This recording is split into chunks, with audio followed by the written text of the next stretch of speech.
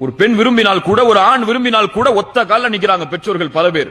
முடியவே முடியாது, அதற்கு வாய்ப்பே இல்லை. நான் யார கை காட்டணும் அவனை தான் நீ திருமணம் முடிக்கணும், நான் யார கை காட்டணும் அவங்களைத்தான் நீங்க கல்யாணம் முடிக்கணும். ஆண்களுக்கு அவனுக்கு விருப்பம் இருக்கோ இல்லையோ, அவன் ஏத்துக்கிட்டானோ இல்லையோ, அவனுக்கு பிடிச்சிருக்கோ இல்லையோ, அதை பத்தி எல்லாம் எங்களுக்கு கவலை இல்லை.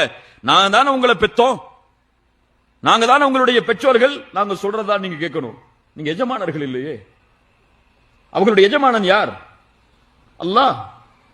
அவன்தான் அவர்களுடைய வாழ்வில் எது ஹலால் எது ஹராம் என்று விதிவிலக்கை கொடுக்க முடியும். நீங்கள் அவர்களுக்கு வழிகாட்டலாம், அவர்களுக்கு ஒன்றை முன்வைக்கலாம், ஆனால் வற்புறுத்தலாமா? எத்துணை பெண் பிள்ளைகள் என்று வற்புறுத்தப்பட்டு திருமணம் செய்த காரணத்தால் தாங்க முடியாம ஒரு வருஷத்துல வந்து தலாக்கு கேட்கிறாங்க, குலாக்கு கேட்கிறாங்க.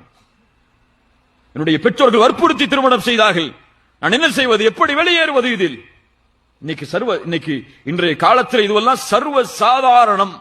தலா கேட்கிறது, ஹுலா கேட்கிறது எல்லாம், ஹுலா கேட்கிறது எல்லாம் இன்னைக்கு காலத்துல சர்வ சாதாரணம். ஏன் கம்பல் பண்ணி மேரேஜ் பண்ணி வைக்கிறது? உனக்கு பிடிக்குதோ இல்லையோ, இப்பதான் உனக்கு கல்யாணம், இவங்களை தான் முடிக்கணும், இவங்களை தான் நீங்க முடிக்கணும். எனக்கு அந்த பெண்ணை பிடிச்சிருக்கு, திருமணம் செய்ய ஆசைப்படுறேன், அப்படிலாம் பேசக்கூடாது. அதெல்லாம் பாவமான பேச்சு, அதெல்லாம் குற்றமான பேச்சு. உன்ன அப்படி வளர்க்கல, என்ன ஹராம் செஞ்சா? அந்த பெண்ணை அப்படி முன்வைத்தால், அப்படி அந்த பெண்ணை ஒருவன் பெண் கேட்டு வந்தால், அந்த பெண்ணுக்கு யாரும் தெரியாது, அந்த பெண்ணை தெரிஞ்சு ஒரு ஆள் ஒரு பெற்றோட்ட போய் பெண் கேட்டு போறானா, அவ்வளவுதான். அவர் ஐயோ என் குடும்பம் இப்படி கெட்டு போச்சு நிக்கிறார். அதுல என்ன தவறு இருக்கிறது? ஹலால் தானே. ரசூலுல்லாஹி ஸல்லல்லாஹு அலைஹி வஸல்லம் அவர்களிடத்தில் பெண் கேட்டு வரவில்லையா?